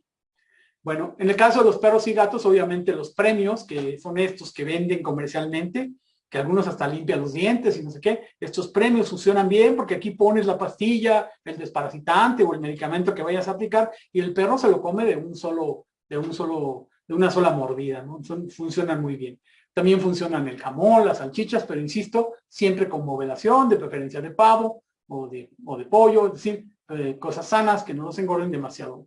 ¿Ok? En el caso de los hámsters, a los hámsters les encantan las frutas, principalmente las manzanas, las peras, este tipo de cosas. Podemos darles algunos forrajes. En el caso, por ejemplo, de los conejos les encantan de repente la paja de avena bien. Hay un tipo de paja de avena que se puede encontrar que todavía no está totalmente seca y que tiene semillitas de avena y está como entre verde y pálida. Esa les encanta y no les hace prácticamente daño, pero insisto, unas cuantas ramitas los pone bien contentos a los conejitos. Las verduras como la lechuga, etcétera, les funcionan muy bien a los conejitos, ¿no? Obviamente en el caso de los primates, las frutas y las verduras son parte fundamental del enrichment alimenticio que les vamos a dar.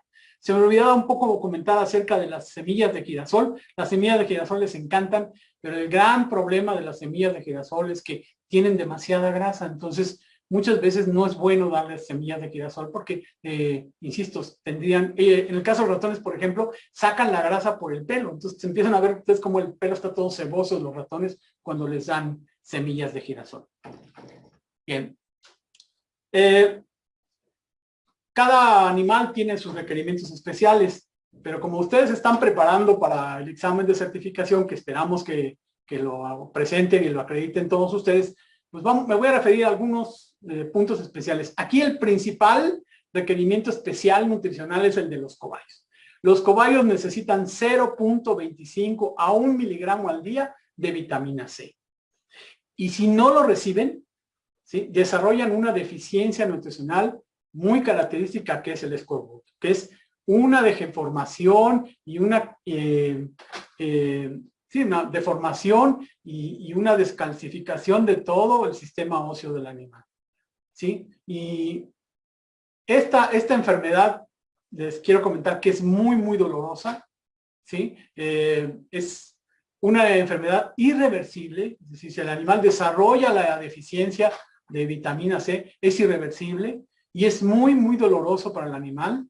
En mi experiencia personal, muchas personas, no sé, en sus países, pero aquí en México, muchas personas, y principalmente más en los últimos años, donde la gente vive en departamentos, adoptan cobayos, curieles, o no sé cómo les digan en su país, cuyos, etcétera, como mascotas, pero no saben que tienen esta necesidad nutricional. Entonces les dan alimento para conejo, o les dan lechugas, o zanahorias, o pizza, como vieron en alguna fotografía, y los animales desarrollan fácilmente esta deficiencia nutricional.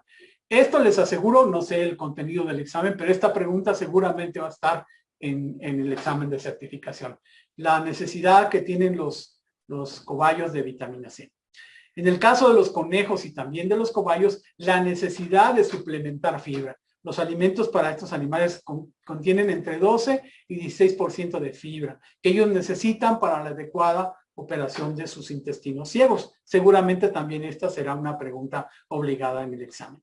Ya de manera más específica, por ejemplo, y como curiosidad les comento que los gatos requieren un aminoácido que se llama taurina, y que también tiene que ser administrado de forma específica, y que está más presente en los pescados, y que cuando tienen deficiencia de este aminoácido, los animales también desarrollan un síndrome específico. Y en los perros también una necesidad adicional de lisina. Cada cepa de animales de laboratorio tiene sus propias necesidades nutricionales. En este caso, por ejemplo, la rata Zucker, que es esta que ven aquí, toda gordita como se ve aquí, que es una rata normal, y esta es una rata Zucker, que es una rata, como les digo, obesa y diabética. Si ustedes quieren que desarrolle realmente la obesidad, tendrían que darle alimento 5008, que es un alimento que tiene mayor cantidad de energía para que el animal desarrolle esta obesidad. Entonces, de acuerdo al modelo biológico que ustedes están manejando, habrá requerimientos nutricionales especiales que los animales tendrán para cada una de las especies. Entonces, siempre debemos de buscar la información necesaria, las fichas de las necesidades nutricionales de nuestros animales. Casi siempre cuando ustedes compran un animal, pueden tener acceso a las diferentes bibliotecas de cuál es el tipo de alimento específico que ese animal requiere. Entonces, siempre la información es necesaria, aunque sea el veterinario o el investigador, cualquiera de ellos puede informarse acerca de cuál sería el alimento adecuado para los animales que está utilizando. Bueno, ya voy a terminar. Me faltan algunas cuantas diapositivas, pero creo que son importantes. Bueno, hablemos ahora del tema del control de calidad. Todos los alimentos deben de venir de proveedores confiables y acreditados, ¿sí? Al menos en México, ustedes pueden ir a alguna farmacia veterinaria o a algún lugar donde vendan alimentos y quizás se encuentren alimentos para animales de laboratorio. Pero las condiciones en las que estos fueron manejados, o las condiciones en las que han sido mantenidos, o el tiempo en que tardaron en vendérselos a ustedes, puede variar. Entonces, no son muy confiables. Y también vas y compras un bulto y al día siguiente ya no tienen. ¿Qué significa? Que no son confiables. Tienes que acudir a fuentes confiables de tus alimentos. Siempre, insisto, siempre vigilen las fichas técnicas de los alimentos. Aquí les presento una ficha técnica del 5001, ¿sí? Vean toda la cantidad de nutrientes y de recomendaciones que trae. No se alcanza a ver, pero ustedes pueden descargarlas de internet con facilidad y tener toda la información de los alimentos disponibles. En lo personal, yo tengo archivadas todas las posibles dietas que conozco, inclusive cuando voy a algún evento y hay proveedores de alimentos, les pido sus fichas técnicas que siempre tienen catálogos y guárdenlos por ahí porque en algún momento les van a hacer falta. Asesórense del vendedor. El vendedor debe de saber decirles cuál es la dieta adecuada para sus animales y cuál es el tipo de alimentación adecuada para los animales de ustedes. Y si no la sabe, escriban a las empresas que venden los animales. Ellos tienen nutriólogos, tienen gente que se dedica especializada y que pueden dar respuesta a todas las posibles preguntas que ustedes tengan. No solo están comprando un alimento, están comprando un servicio completo. Y recuerden, la calidad de la nutrición depende de mucho de la calidad de la investigación. Revisen siempre la fecha de caducidad en el momento que reciban un alimento y rechacen aquellos que no cumplan con lo establecido. De preferencia, siempre recibamos alimentos manufacturados lo más cerca posible a la fecha que estamos viendo, ¿sí? Lo más fresco posible. Lleven un registro del tipo, cantidad, la fecha de recibo y de salida del animal perdón, del alimento, de tal manera que ustedes puedan llevar un control. En la computadora se puede hacer, inclusive poner una alerta de que cuando el alimento baje a un determinado nivel, ya tenemos que promover la compra de un nuevo lote, ¿sí? Use sus sentidos. Esto es bien especial y esto es una lección que aprendí de mis técnicos de mi bioterio.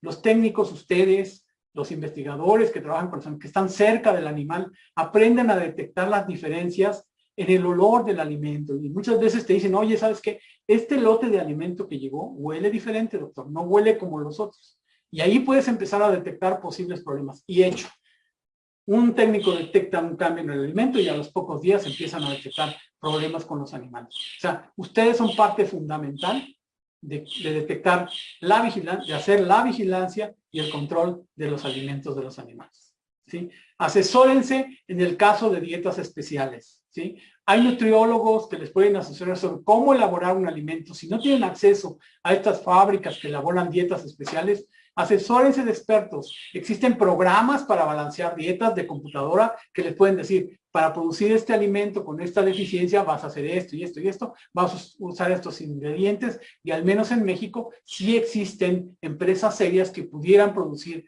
un alimento de este tipo especial para sus animales de acuerdo a estándares estrictos y no hacer improvisaciones, que es lo que muchas veces pasa.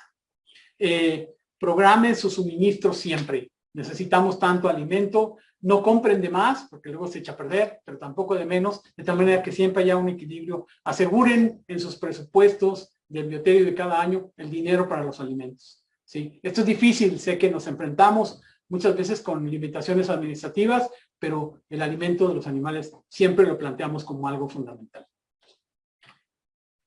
Bien, voy a cerrar esta presentación antes de hablar del agua y del alimento, diciéndoles que yo considero los pecados que muchas veces cometemos en la alimentación de los animales. Nunca regresen alimento a una bolsa. Si el alimento ya salió de la bolsa, ya no puede regresar a la bolsa.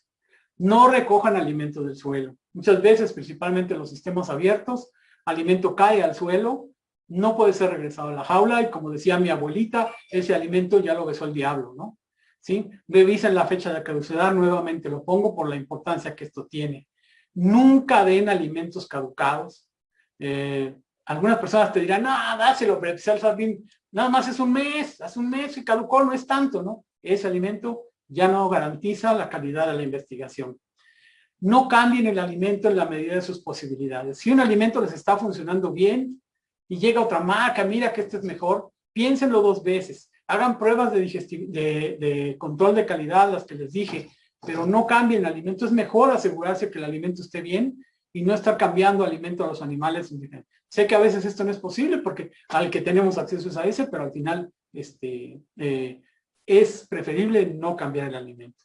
Compare siempre las etiquetas, como les digo. Baje las fichas técnicas y vea, a ver, la necesidad nutricional de arginina de un ratón, y vamos a ver en la ficha técnica cuánta arginina tiene este alimento. A ver, la necesidad nutricional de ácido fólico, y entonces vean cuánto tiene su alimento para asegurarse de que todo esté bien. Esto generalmente es labor del médico veterinario, ¿sí? Uno de los grandes problemas que he detectado que sucede muchas veces es que se exagera con el autoclaveado. Como ya les expliqué, el alimento viene adicionado con nutrientes para soportar el autoclaveado. Pero ¿qué pasa si le damos el doble de tiempo para asegurarnos que esté bien autoclaveado? Pues ese alimento ya le tronamos los nutrientes y principalmente las vitaminas y ya no es suficiente y esos animales empiezan a enfermar. No exageren con el autoclaveado, ¿sí? Y principalmente el otro problema que tenemos es que tenemos que secarlo bien. La fase de secado del alimento es bien importante porque si queda húmedo se enmohece en los comederos, ¿sí? Es bien importante también, en este sentido también les comparto mi experiencia, que si los filtros de las jaulas están fallando y no están filtrando bien, el alimento se empieza a humedecer dentro con la misma humedad de la respiración de los animales. Entonces, cambiar filtros de las jaulas, de los sistemas ventilados o de los sistemas aisladores es muy importante para que el alimento se conserve bien dentro de las jaulas. No abusen del enrichment, como ya vimos, producirían animales gordos pero no sanos. No mezclar alimentos. A ver, voy a mezclar 5001 con 5008 y vamos a tener un promedio. Eso no es deseable. ¿sí? Los animales siempre van a comer más del alimento que les gusta y ustedes no controlarían nunca esa variable. A veces en mi experiencia, algunos investigadores quieren mezclar, pero no es conveniente. O das un alimento o das el otro y evalúan, ¿sí? Desechen siempre bolsas dañadas, sucias, abiertas, y por pequeño que sea el hoyito que traiga, y si trae una bolita amarilla ahí, es orina de algún roedor. Desechen esos alimentos desde que los reciban. Si una bolsa viene, aunque sea dañada tantito, debe estar fuera. La mayoría de los alimentos que utilizamos de las dietas para animales de laboratorio traen 3 bolsas. Una bolsa de papel en la parte exterior, otra bolsa de papel un poco más gruesa en la parte intermedia y una bolsa plástica con agujeritos para que el alimento respire en la parte interior, que es la que está en contacto con el alimento. Entonces, es que nada más se dañó una capa, no. Yo no aceptaría ese alimento, tendrían que desechar prácticamente toda la bolsa y el proveedor de alimento tendría que cambiarles ese alimento por un alimento nuevo. Nunca toquen el alimento con las manos o procuren no hacerlo, porque nosotros estaríamos contaminando el alimento. Es mejor utilizar un cucharón como el que ven aquí y no tocarlo directamente. Consideremos que es un artículo delicado y que solo debe estar en contacto con el animal y nosotros podríamos ser una fuente de contaminación. Nunca reconstituyan el alimento y esto desgraciadamente sucede.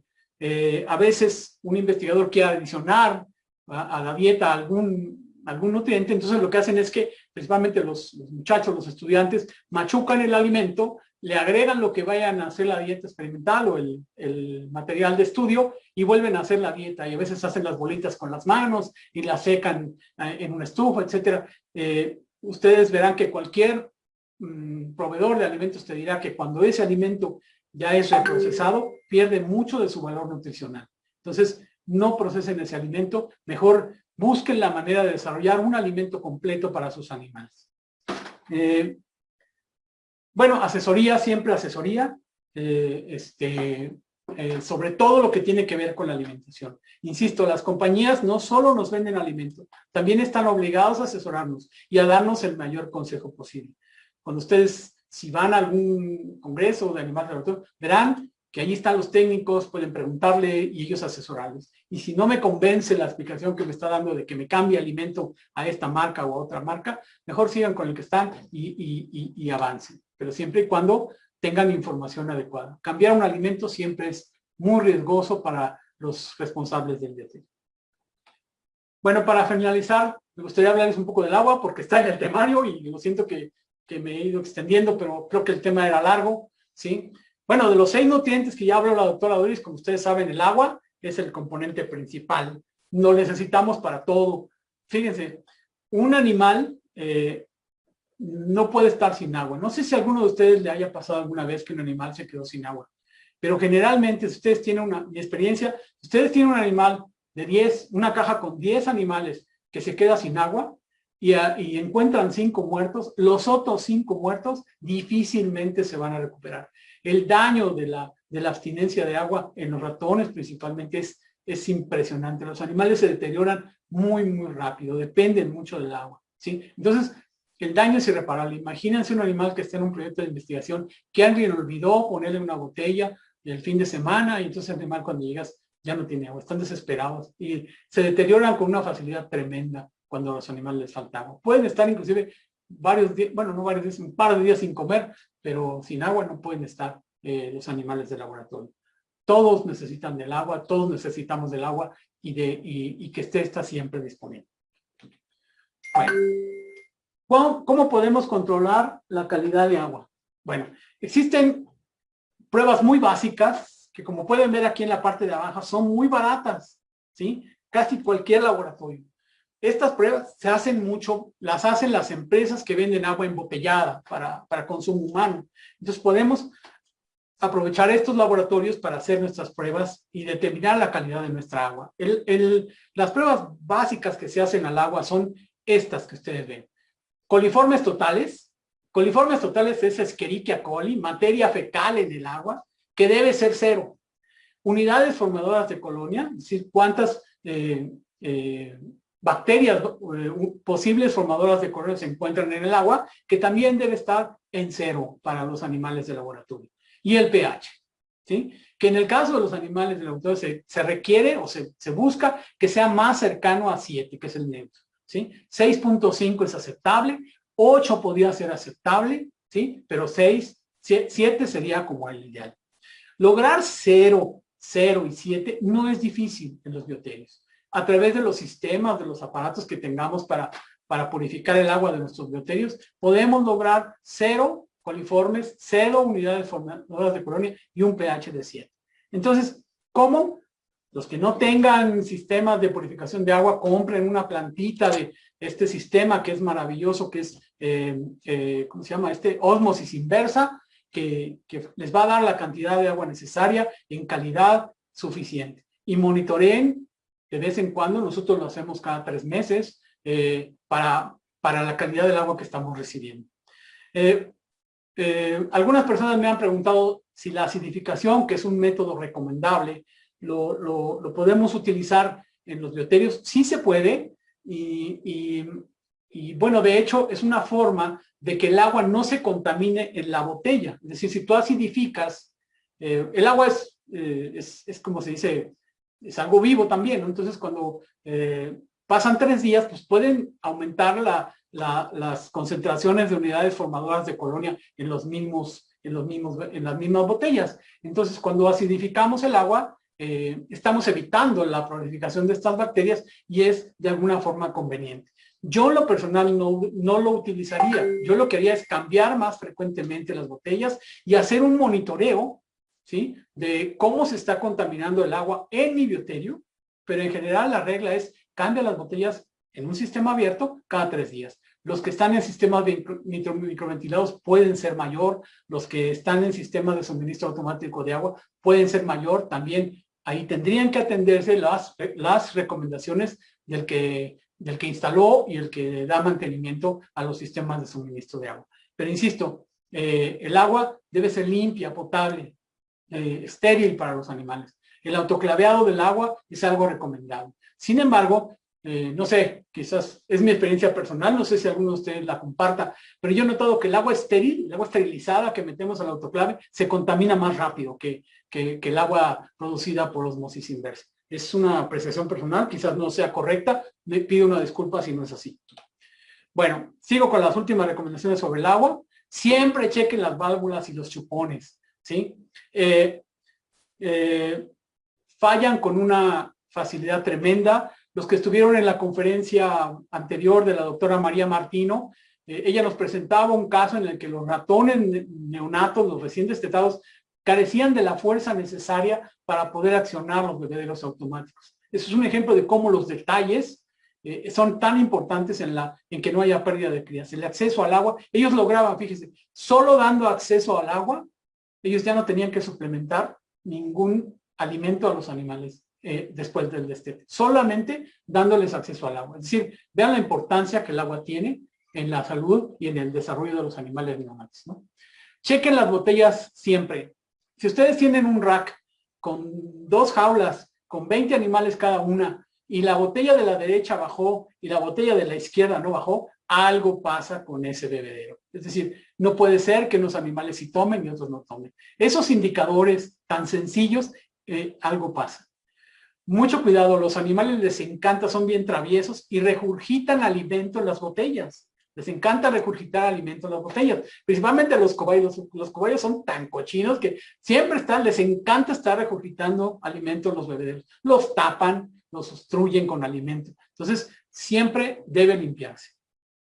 Obviamente, el autoclaveado de las botellas y de los chupones es una medida fundamental, aunque solamente hagamos eso, que logremos autoclavear los chupones, las botellas, sería muy bueno en aquellos bioterios que no cuentan con grandes autoclaves. Atiendan los derrames.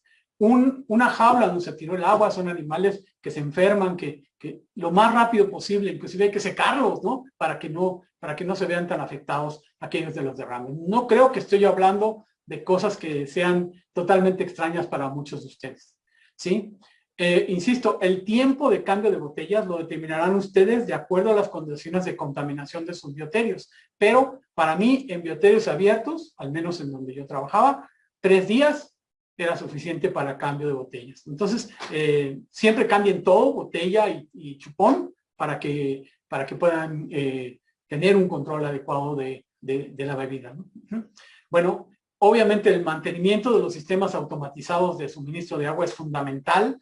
Aquellas válvulas que fallan, ahí tiene que ver mucho. Procuren siempre ponerlas de mejor calidad en sus sistemas automatizados para que no fallen y darles mantenimiento lo recomendado por el fabricante para que siempre estén operando bien. Insisto, un animal que se queda sin agua es un animal que va a sufrir. En el caso de aquellos que utilicen botellas, muchas botellas se lavan con cloro o se lavan con desinfectantes, con jabones, etcétera. El enjuague de las botellas es bien importante para que no queden residuos que vayan a ser tóxicos para los animales, principalmente el cloro. Bien, creo que termino con esta última, comentándoles sobre este sistema de suministro de agua que existe ahora, que es más moderno, en donde ustedes pueden comprar esta máquina, que es muy completa y que solamente la conectan al suministro de agua, purifica, limpia el agua y les da, empaca el agua de bebida de los animales en estas bolsitas completamente estériles, que es muy cómodo para el suministro del agua de los animales. Ojo, porque tienen que ser un tipo especial de jaula que el animal no perfore, ¿no? Porque obviamente si está en contacto el animal con el plástico, pues lo va a perforar. Tienen unos chupones especiales que se insertan en el plástico y lo agujeran y a partir de ahí el animal comienza a tomar. Funcionan bien, si ustedes tienen son caras, muy, muy caras, pero pueden acceder a esta tecnología que es relativamente novedosa. No es tan nueva, pero sí podría considerarse que lo es. Bien, voy a terminar dándoles la bibliografía que utilicé para esta presentación. Me basé básicamente en estos dos documentos que son, insisto, la guía que utilizaremos para todo el curso y que ustedes tienen que leer obligatoriamente para acreditar el examen, si es que nos gustaría que lo presentaran. Y en este caso también me ayudé muchísimo del manual del entrenamiento para técnicos en el volumen 2 de la American Association for Laboratory Animal Science. Esos dos documentos se los recomiendo mucho que los vean, si tienen alguna duda, etcétera. También me basé en un libro español que edita la Universidad de Alcalá con la Universidad de Barcelona, que se llama Ciencia y Tecnología del Animal de Laboratorio, en la norma oficial mexicana, NOM 062, que edita la Zagarpa Senásica de México, y en la Biblia de nosotros, que es el Laboratory Animal Medicine de Frenet y Franklin. Bien, es todo por mi parte. No sé si les quedaron ganas de hacer preguntas, pero si es así, yo con mucho gusto estoy a su disposición. Muchas gracias, Carlos. Te voy a pedir si la podés hacer anfitriona, Doris. Ahí está. Ya. Sí. Perfecto. Tenemos algunas preguntas, pero dada la hora, habíamos conversado con Doris si las podemos enviar por correo. Sí, claro. Para que no se extienda más. Sí, sí. No sé si la audiencia está de acuerdo.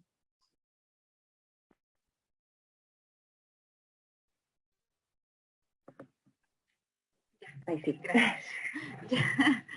Sí, habíamos pensado porque sí hay varias, pero ya son las 3 horas y entonces pues para no hacerlo más tarde por los cambios de horarios, pues estamos pensando en comunicar. Entonces y hacerlo bien. Para que se queden tranquilos, tenemos todas las preguntas ya copiadas, las que fueron mandando en el chat. Igual vamos a dejar abierto el chat unos 10 minutos para que sigan enviando sus preguntas. Eso. Sí.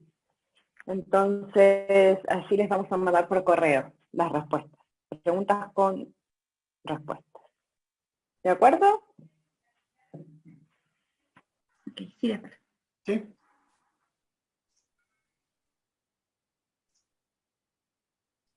Muy bien, muchísimas gracias, Carlos. Estuvo muy entretenida tu presentación, sumamente educativa. Y sí, todos los que estamos en Sudamérica, yo estoy en Sudamérica, la verdad es que conseguir un alimento con las características que necesitan los animales de laboratorio, es sumamente difícil. Tenemos un solo proveedor por el momento, de hecho, aquí en Chile, pero bueno, por lo menos tenemos uno. Hay países que ni siquiera tienen uno. Entonces, es importante recalcar la importancia de tener una dieta certificada. Ok, muchísimas gracias. Entonces, gracias Mica, gracias doctor, gracias a todos por estar con nosotros hasta este momento. Verdad que la audiencia se ha mantenido durante las 3 horas. Entonces, así que les agradezco a todos por su participación. Les recuerdo que vamos a estar subiendo el video ya editado y vamos a enviarles las respuestas a sus correos, ¿verdad? Todos los que están registrados. Entonces, les agradezco muchísimo por estar con nosotros hoy. Y les deseo una muy feliz noche, que descansen y nos vemos el sábado. El sábado tenemos una cita a las 8 de la mañana en Guatemala, entonces por favor, nos vemos el sábado. Gracias, Mica, gracias, doctor, gracias a todos. Que tengan feliz tarde. Adiós. Gracias a todos, buenas noches. Adiós.